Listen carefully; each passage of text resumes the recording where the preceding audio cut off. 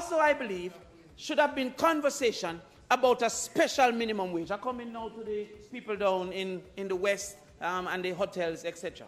The hospitality worker, the call center worker, but let me just focus now on the hospitality worker, which I understand more. We have a special minimum wage for security guard. But the hospitality worker cannot be guaranteed to work a 40-hour work week.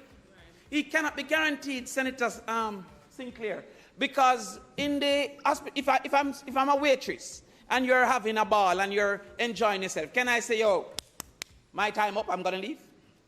No. He cannot do that. You have to serve till you're ready to leave. So right. So there are gonna be many a time, Senator Scott Matley, that his work week is really 48 and 52, and them not have no true method of overtime for him.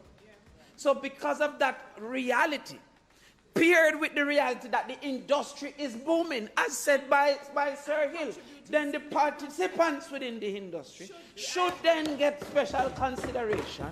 And it is employing so much people that a government should be concerned and considerate. So therefore, while I applaud, may I say, oh, over this side, there is a different way, and that different way may be accepted to be a better way, because we think that you should have a special one for the hotels, and the call center should be considered, but you also should have an objective way, so that the polls don't decide what happens each time.